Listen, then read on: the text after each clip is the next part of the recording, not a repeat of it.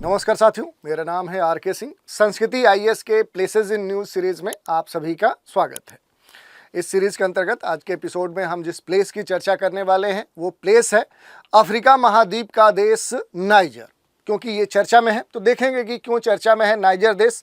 इसके अलावा नाइजर से जुड़ी हुई जो भी अहम जानकारियाँ हैं उनके ऊपर भी मानचित्र के माध्यम से हम विस्तार से चर्चा करेंगे। चलिए देखते हैं कि आखिर जो नाइजर देश है ये चर्चा में क्यों है।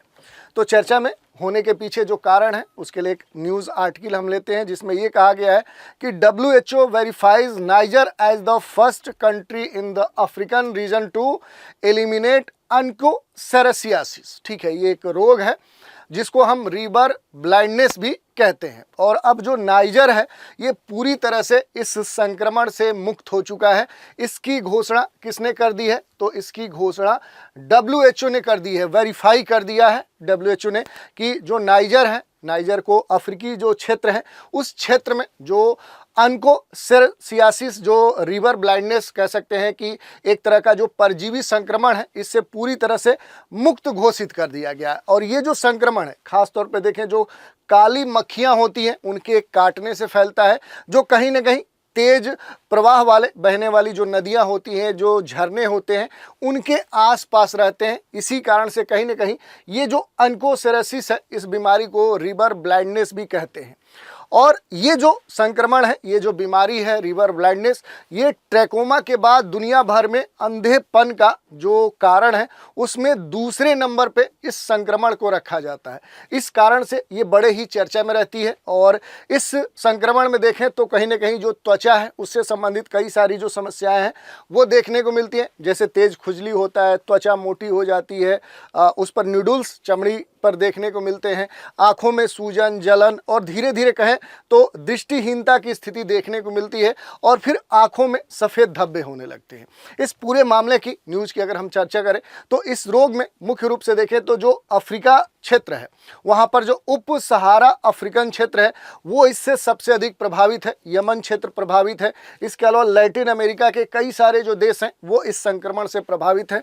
और इसमें अब जो नाइजर है ये पूरी तरह से रिवर ब्लाइंडनेस को ख़त्म करने वाला दुनिया का 5वां देश बन चुका है। और अगर अफ्रीका की बात करें तो ये अफ्रीका का पहला देश बन चुका है। इससे पहले अगर हम विश्व में देखें तो रिवर ब्लाइंडनेस को पूरी तरह से समाप्त करने वाले जो देश हैं उनमें कोलंबिया है, इक्वाडोर है, ग्वाटेमाला है, मैक्सिको है। तो ऐसे कई सारे जो देश हैं वो इस बीमारी को अपने यहाँ से कहीं ना कहीं इसका समूल तरीके से नष्ट कर चुके हैं। और उसी में अब अगला जो नाम है वो नाइजर का है। और इस कारण से कहीं ना कहीं जो नाइजर है ये आपके लिए महत्वपूर्ण हो जाता है। और यहाँ से जुड़े हुए आपके प्रश्न करंट अफेयर से जुड़े हुए बन सकते हैं। और इसके साथ ही जो प्लेसेस ऑफ न्यूज़ है या कहें मैप बेस्ड जो प्रश्न हो सकते हैं वो भी पूछे जा सकते हैं। तो थोड़ा सा इसका हम भौगोलिक परिप्रेक्ष्य में अध्ययन करने की यहाँ पर कोशिश करते हैं। सबसे पहले हम ये देखते हैं कि जो नाइजर देश है इसकी भौगोलिक अवस्थिति कहाँ पर है। तो देखिए नाइजर कहाँ पर आपको देखने को मिलेगा, तो ये देखने को मिलेगा जो यहाँ पर अफ्रीका कंटिनेंट है उसी कंटिनेंट में अगर उसके उत्तर पश्चिम में आएंगे तो यही क्या है आपका नाइजर देश है। यहाँ पर नाइजर आपको देखने को मिलेगा। और इसके अलावा अगर हम बात करें तो थोड़ा सा इसके हम लार्ज मैप की चर्चा करते हैं और इसके द्वारा हम ये देख पाएंगे कि आखिर जो नाइजर देश है इसकी जो भौगोलिक सीमाएं हैं वो किन किन देशों से लगती हैं। इससे पहले अगर एक इन्फॉर्मेशन की बात करें कि जो नाइजर है इस नाइजर देश का जो नाम पड़ा है वो नाइजर रिवर जो है यहाँ पर उसी के नाम पर पड़ा है। यहाँ की सबसे महत्वपूर्ण सबसे लंबी नदी है तो उसी के नाम पर इसका नाम नाइजर पड़ा है। इसके अलावा देखिए अगर नाइजर ये कंट्री है, अगर इसकी अंतर्राष्ट्रीय सीमाओं की बात करें तो इधर से देखिए जो अल्जीरिया है, जो लीबिया है, जो चाड है, इधर आएंगे तो आपको देखने को मिलेगा नाइजीरिया, उसके बाद देखेंगे तो बेनिन देखने को मिलेगा, बुर्किना फासो देखने को मिलेगा, माली देखने को मिलेगा। तो ये कुछ महत्वपूर्ण देश हैं जिनकी अंतर्राष्ट्रीय सीमाएं कहाँ से लगती है, तो इसकी अंतर्राष्ट्रीय सीमाएं नाइजर देश से लगती है। ओवरऑल देखें तो आप देखेंगे कि यहाँ पर क्या है, ये चारों तरफ से स्थल खंड से घिरा हुआ क्षेत्र है। तो इस आधार पर इसे हम लैंड लॉक्ड कंट्री भी बोल सकते हैं, स्थल रुद्ध देश भी बोल सकते हैं। यहाँ पर अगर नाइजर देश की हम बात करें तो ये एक तरह से देखें तो सहारा रेगिस्तान और साहेल जो क्षेत्र है वहीं पर इसका सबसे अधिक विस्तार देखने को मिलता है। और अफ्रीका में देखें तो क्षेत्रफल के हिसाब से देखें तो अफ्रीका के जो बड़े क्षेत्रफल वाले देश हैं उनमें ये 6th नंबर पे आता है, 6ठे नंबर पे आता है क्षेत्रफल के मामले में। इसकी जो राजधानी है आप देखें तो दक्षिण पश्चिम में आएंगे तो यहाँ पर देखिए ये इसकी राजधानी है, यहाँ पर नियामी जो है इसकी राजधानी है। और यहाँ का जो करेंसी है, नाइजर की जो करेंसी है उसे पश्चिम अफ्रीकी जो फ्रैंक है ये कहा जाता है। तो ये इसके बारे में हमने बेसिक जानकारी ले ली कि आखिर जो नाइजर देश है ये है कहाँ। इसके अलावा देखिए अगर हम बात करें कि जो पूरा ओवरऑल जो नाइजर का क्षेत्र है, जो नाइजर कंट्री है इसका जो पूरा क्षेत्र है, इसके अगर हम वर्गीकरण की बात करें कि अलग अलग किन क्षेत्रों में इसका विभाजन किया जा सकता है, तो देखिए पूरे नाइजर की अगर हम बात करें वर्गीकरण की तो इसको 3 भागों में विभाजित किया जा सकता है। देखिए कौन कौन से, तो एक होता है इसके सबसे जो नॉर्दर्न सेक्शन है, जो उत्तरी भाग है, जो सबसे पहला जो होगा वो इसका उत्तरी क्षेत्र होगा। और इसे कहीं ना कहीं देखें तो यहाँ पर सहारा रेगिस्तान क्षेत्र कहते हैं। तो ये आपको ध्यान देना है, जो सहारा जो रेगिस्तान है वो इसका पहला क्षेत्र है जो इसके सबसे उत्तर में अवस्थित है। इसके बाद देखिए इसके मध्य वाला जो भाग है इसे कहीं ना कहीं देखें तो यहाँ पर आएंगे तो इसे साहेल क्षेत्र कहते हैं, इसे साहेल क्षेत्र कहते हैं।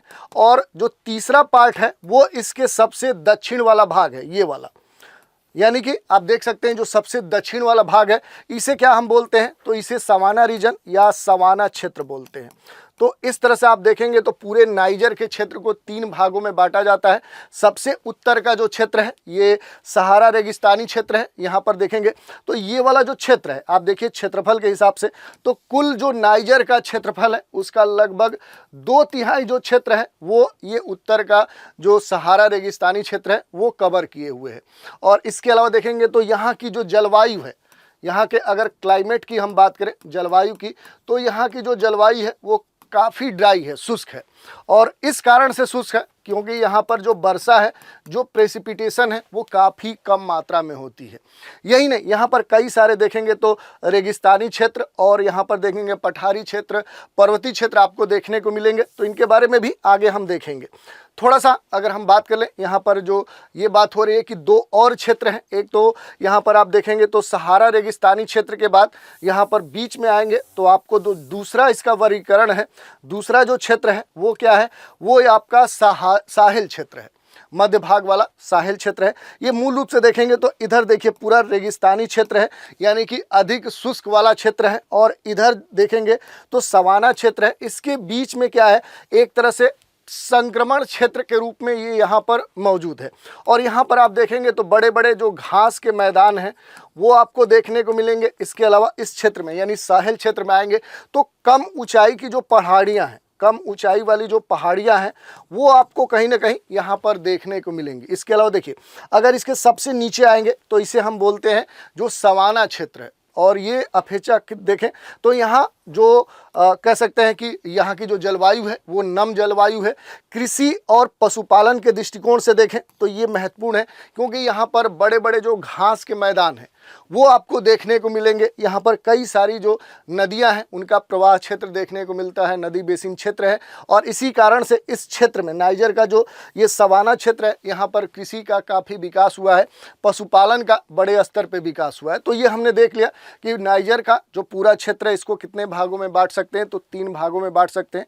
सबसे उत्तर का जो भाग है उसे हम सहारा रेगिस्तानी क्षेत्र कह सकते हैं, मध्य का जो भाग है वो साहेल क्षेत्र है और सबसे दक्षिण का जो भाग है उसे हम सवाना क्षेत्र कहते हैं। तो ये हमने देख लिया। थोड़ा सा यहाँ पर सहारा रेगिस्तान की चर्चा हुई है तो इसके बारे में भी देख लेते हैं। तो देखिए ये अफ्रीका महाद्वीप है और अफ्रीका महाद्वीप में देखेंगे तो ये सहारा जो रेगिस्तान है इसके विस्तार के क्षेत्र को दिखाया गया है।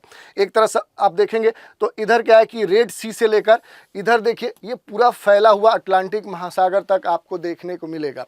इसमें सहारा रेगिस्तान है, इसका नाम आप सभी जानते होंगे कि अरबी वर्ड से लिया गया है जिसका मतलब होता है, सहारा का मतलब क्या है, रेगिस्तान या मरुस्थल। बड़े क्षेत्र में फैला हुआ है, लगभग देखें तो 92 लाख वर्ग किलोमीटर इसका क्षेत्रफल है। और इसकी जो लंबाई है, अगर लंबाई की जो सबसे अधिकतम इसकी लंबाई है, इसकी अगर बात करेंगे तो ये लगभग आप देखिए 4800 मीटर है। और जो अधिकतम इसकी चौड़ाई है वो भी क्या है, वो लगभग 1800 किलोमीटर है। तो इसी से अंदाज़ा लगा सकते हैं कि ये जो सहारा रेगिस्तान है इसका जो क्षेत्रफल है कितना बड़ा है। इसके अलावा एक और महत्वपूर्ण बात है इसके बारे में, अगर हम देखें कि कुल अफ्रीका के जो देश हैं उनमें से कितने देशों में सहारा जो रेगिस्तान है इसका जो क्षेत्र है वो फैला हुआ है, तो लगभग यहाँ पर आपको 11 देश देखने को मिलेंगे जहाँ पर सहारा रेगिस्तान का विस्तार आपको देखने को मिलेगा। जैसे देखिए इधर से आप देखेंगे मोरक्को, वेस्टर्न सहारा, मौरितानिया, माली, नाइजर, चाड, सूडान, इजिप्ट, लीबिया, इधर अल्जीरिया, ऊपर ट्यूनीसिया, इतने देश हैं। इधर थोड़ा सा इरिट्रिया भी आ जाता है। तो इन सभी देशों में आप देखेंगे तो जो सहारा रेगिस्तान है इसका विस्तार आपको देखने को मिलेगा। और इसके दक्षिण में आएंगे तो यहीं पर आपको साहिल क्षेत्र देखने को मिलेगा। थोड़ा सा साहिल क्षेत्र के बारे में भी देख लेते हैं। ये जो साहिल क्षेत्र है ये देखिए इसको दिखाया गया है। और इस साहिल क्षेत्र का भी अगर विस्तार की हम बात करें कि किन किन देशों में इसका विस्तार देखने को मिलेगा, तो देखिए मौरितानिया, माली, नाइजर और थोड़ा सा चाड, फिर सूडान और इरिट्रिया, ये कुछ महत्वपूर्ण देश हैं जहां पर आपको साहिल क्षेत्र का विस्तार देखने को मिलेगा। साहिल क्षेत्र की अगर विशेषताओं की बात करें तो ये एक तरह से देखें तो उत्तर में जो सहारा रेगिस्तान है, दक्षिण में एक तरह से अपेक्षाकृत जो उप सहारा क्षेत्र है, जो आर्द्र सवाना क्षेत्र है, उसके बीच में अवस्थित ये क्या है, एक तरह का देखिए तो संक्रमण क्षेत्र है, ट्रांजिशन वाला जोन है। और इसका जो विस्तार है इधर अटलांटिक महासागर से देखिए तो इधर आपको रेड सी देखने को मिलेगा। तो इसके बीच में इसका पूरा विस्तार आपको देखने को मिलेगा। और इसमें खास तौर पे जो साहिल क्षेत्र है इसमें आपको जो शुष्क घास के मैदान हैं वो देखने को मिलेंगे। यहाँ पर सीमित वर्षा होती है, इस कारण से देखें तो कहीं ना कहीं यहाँ पर चारागाह बड़े स्तर पर विकसित हुए हैं। और यही कारण है कि यहाँ पर जो पशुपालन करने वाले जो लोग हैं उनकी प्रमुखता यहाँ पर देखने को मिलती है। और यहाँ पर जो चारावाह है, यहाँ पर जो चरवाह हैं उनकी जो जीवन शैली है वो कहीं ना कहीं जलवायु परिवर्तन के प्रभावों के अंतर्गत देखी जा सकती है। तो ये मुख्य रूप से हमने देखा कि आखिर जो साहिल क्षेत्र है वो क्या है। अब देख लेते हैं थोड़ा सा जो नाइजर देश है इसके बारे में, चूँकि हम चर्चा कर रहे हैं तो यहाँ के प्रमुख जो पर्वत हैं, जो पठार हैं, इनकी हम चर्चा कर लेते हैं। तो यहाँ पर कौन से महत्वपूर्ण जो पर्वत हैं उनकी अगर हम बात करें तो देखिए यहाँ पर एक महत्वपूर्ण जो डेजर्ट है वो आपको देखने को मिलेगा, तेनेरे डेजर्ट। इसकी जो स्थिति है ये आप देखेंगे तो उत्तर पूरब में है नाइजर के। और यहीं पर उत्तर पश्चिम में आएंगे तो एयर माउंटेन देखने को मिलेगा। दूसरा यहाँ पर एक महत्वपूर्ण जो पठारी क्षेत्र है वो भी देखने को मिलेगा। यहाँ पर दजादो जो पठारी क्षेत्र है वो आपको देखने को मिलेगा उत्तर में। थोड़ा सा मैप में अगर हम देखें तो ये देखिए दजादो जो प्लेटू है ये आपको देखने को मिलेगा। तेनेरे डेजर्ट यहाँ पर देखने को मिलेगा। एयर माउंटेन यहाँ पर आपको देखने को मिलेगा। यहाँ पर कोटुस जो हिल है वो आपको देखने को मिलेगा। तो ये कुछ महत्वपूर्ण यहाँ पर लोकेशंस हैं वो आपके लिए महत्वपूर्ण है। अगर दजादो जो प्लेटू है इसकी अगर बात करें तो ये अपने प्राचीन जो खंडहर हैं, जो गुफाओं की चित्रकारी है जिसे रॉक आर्ट कहते हैं, दुर्गम जो रेगिस्तानी क्षेत्र उस कारण से ये दुनिया में प्रसिद्ध है। तो ये यहाँ के कुछ महत्वपूर्ण जो पर्वत हैं, जो पठार हैं, उनकी अवस्थिति हमने देखा। इसके अलावा यहाँ पर एक महत्वपूर्ण झील है, आगे इसकी भी चर्चा कर लेंगे। इसके बाद अगर हम देखें तो ये देखिए चाड झील है जिसकी हम चर्चा कर रहे हैं। इसकी जो स्थिति है आप अगर यहाँ पर देखेंगे तो कुछ महत्वपूर्ण जो देश हैं, यहाँ पर 4 देश हैं। इधर से देखिए आपको चाड देखने को मिलेगा, इधर आएंगे तो कैमरून देखने को मिलेगा, फिर नाइजीरिया देखने को मिलेगा और फिर नाइजर। तो इस तरह से देखिए तो 4 देश आपको यहाँ पर देखने को मिलेंगे। कौन कौन से? नाइजर, चाड, इधर कैमरून और इधर नाइजीरिया। इन 4 देशों की जो अंतर्राष्ट्रीय सीमा है उसी पर ये अवस्थित है झील। कौन सी? चाड। ये देखिए यहाँ पर लोकेशन को और थोड़ा स्पष्ट किया गया है। इधर देखिए नाइजर है, इधर चाड है, इधर आएंगे तो आपको कैमरून देखने को मिलेगा और इधर आप देखिए तो नाइजीरिया। इन्हीं की सीमा पर अवस्थित ये झील है चाड। और मूल रूप से अगर नाइजर के क्षेत्र की बात करें तो एक तरह से दक्षिण पूर्वी भाग में स्थित ये महत्वपूर्ण झील है। मूल रूप से देखें तो इसका जो आकार है, इस झील का जो आकार है यानी चाड झील का जो आकार है ये वर्षा पर आधारित है। यानी कि जब वर्षा अधिक होगी तो इस झील का जो जल ग्रहण क्षेत्र है इसका जो आकार है वो बढ़ जाता है। जब वर्षा का मौसम ऑफ रहता है तो इसका जो आकार है वो छोटा होता है। इसके अलावा देखेंगे तो ये मुख्य रूप से दो नदियां यहाँ पर आती हैं जो कहीं ना कहीं इसके जल स्रोत का सबसे महत्वपूर्ण कह सकते हैं कि यहाँ पर स्रोत है। पहली जो नदी है वो सारी रिवर है। कौन सी नदी है? तो वो सारी रिवर है। दूसरी जो नदी है योगो लोगेन है। कौन सी है? तो योगो जो लोगेन नदी है वो दूसरी इसकी सबसे महत्वपूर्ण नदी है जो इसके लिए जल स्रोत का काम करती है। तो इस तरह से हमने देख लिया कि यहाँ के जो नाइजर है उसके महत्वपूर्ण जो पर्वत पठार और कौन सी झीलें हैं। अब नंबर आता है नाइजर की जो महत्वपूर्ण नदियाँ हैं उन पर हम थोड़ा सा प्रकाश डालें। तो नाइजर चूँकि नाम ही पड़ा है नाइजर नदी के नाम पर, तो जो नाइजर देश है इसका नाम पड़ा है नाइजर नदी के नाम पर और ये यहाँ की सबसे लंबी नदी है। ठीक है, नाइजर की जो राजधानी है आप देखिए, अगर ये देखिए पहले तो हम देखते हैं कि जो नाइजर नदी है इसका उद्गम कहाँ से होता है। तो देखिए यहाँ पर अगर हम देखेंगे तो यहाँ से इसका उद्गम होता है और फिर यहाँ से ये जो नदी है ये चलते चलते आकर कहाँ गिरती है? तो गल्फ ऑफ गिनी, यहीं पर देखेंगे बाइट ऑफ बिनी है, यहीं पर ये डेल्टा बनाती है, इसका निकास होता है। यानी अगर हम देखेंगे तो इधर जो गिनी है, गिनी से जो लियोन पहाड़ी, यहाँ पर ये आप देखिए जो गिनी देश है यहाँ पर देखेंगे तो जो लियोन जो पर्वतीय क्षेत्र है, लियोन जो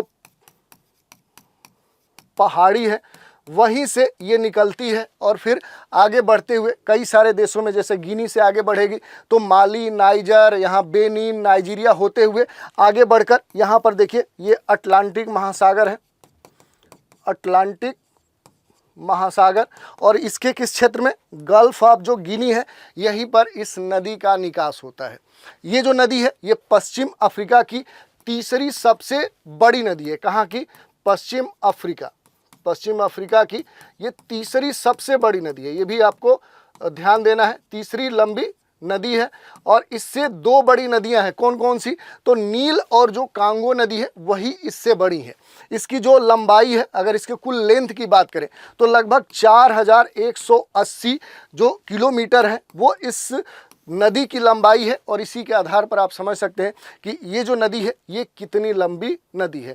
तो पश्चिम अफ्रीका में इससे जो अधिक लंबी नदियां हैं वो दो ही हैं, नील और कांगो। इसके अलावा अगर नाइजर में हम देखेंगे, इसके अलावा देखिए एक चीज़ और हम यहाँ पर मिस कर रहे हैं, जो नाइजर की राजधानी यहाँ पर देखने को मिलती है वो क्या है? इसी के किनारे अवस्थित है। तो ये भी आपको ध्यान देना है, जो नियामी है वो इसी के, देखिए यहाँ पर थोड़ा सा अगर मैप को हम देखेंगे तो ये नाइजर नदी आ रही है और यहीं पर जो नाइजर की राजधानी है, ये कैपिटल है, वो इसी नदी के तट पर अवस्थित है। तो ये भी आपके लिए महत्वपूर्ण है। इसके अलावा देखिए यहाँ पर एक और महत्वपूर्ण नदी है सिरबा। ये देखिए सिरबा नदी है। सिरबा और कुछ नहीं है, सिरबा क्या है कि नाइजर नदी की ही एक महत्वपूर्ण क्या है, एक ट्रिब्यूटरीज है। ये क्या है? एक सहायक नदी है। किसकी है? तो ये नाइजर जो नदी है उसी की क्या है? एक सहायक नदी है। तो ये आपको ध्यान देना है।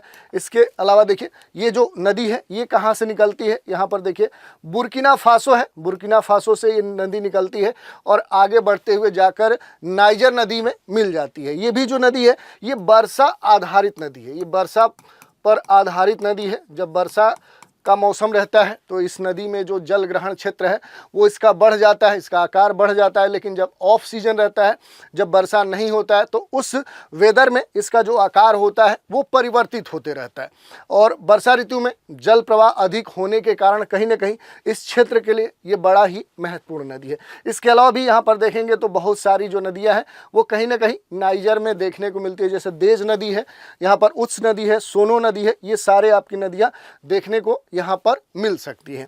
इसके अलावा देखिए थोड़ा सा अगर हम नाइजर के प्राकृतिक संसाधन की बात करेंगे, यहाँ पर कौन से महत्वपूर्ण जो नेचुरल स्तर पे रिसोर्स हैं, तो देखिए कई सारे जो रिसोर्स हैं ये यहाँ पर देखने को मिलेंगे। जैसे यूरेनियम है, तेल है, ऑयल है, सोना है, कोयला, पेट्रोलियम है, टीन, फास्फेट, मोल्बिडेनम, नमक, जिप्सम, तो ऐसे कई सारे जो मिनरल्स हैं वो यहाँ पर देखने को मिलते हैं। इनमें सबसे अगर महत्वपूर्ण बात करें तो वो नाम आता है यूरेनियम का, क्योंकि जो नाइजर है ये विश्व में सबसे बड़े जो यूरेनियम भंडार हैं उन देशों में कहीं ना कहीं शामिल है। और 2022 की अगर हम बात करें, 2022 में जो नाइजर है इसने लगभग 2020 टन 2020 टन जो यूरेनियम है उसका उत्पादन किया है, जो कहीं ना कहीं विश्व का लगभग कितना है, वो 5% है। तो इस तरह से आप देख सकते हैं कि जो नाइजर है ये यूरेनियम का विश्व स्तरीय एक उत्पादक है। इसके अलावा देखिए एक महत्वपूर्ण जो उत्पादन यहाँ पर होता है वो सोने का होता है, गोल्ड का होता है। यहाँ पर जो लिप्टाको क्षेत्र है, जो लिप्टाको रीजन है, ये कहीं ना कहीं नाइजर का सबसे महत्वपूर्ण क्षेत्र है। किसके संदर्भ में, तो गोल्ड के प्रोडक्शन के संदर्भ में। और 2022 के जो अब तक आंकड़े आए हैं उनके अनुसार जो नाइजर है ये बड़े स्तर पे लगभग देखें तो यहाँ पर सोने का उत्पादन कर चुका है और बहुत सारे जो खनिज हैं उनका उत्पादन यहाँ पर होता है।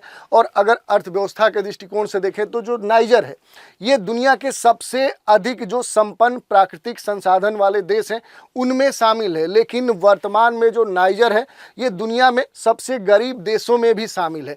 तो इस तरह से ओवरऑल हमने देखा कि जो नाइजर है इसकी जो भौगोलिक अवस्थिति है, यहाँ के कौन से महत्वपूर्ण पर्वत हैं, पठार हैं, नदियाँ हैं, झील हैं, और इसके अलावा इसके कुल क्षेत्रफल को कितने भागों में विभाजित किया जा सकता है, यहाँ पर कौन से प्राकृतिक संसाधन हैं, इन सभी बिंदुओं पर हमने चर्चा की।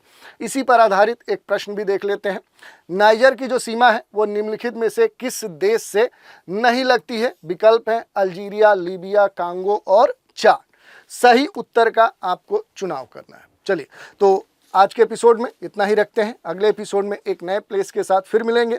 तो आज के एपिसोड में इतना ही, आप सभी हमारे साथ बने रहें, इसके लिए धन्यवाद।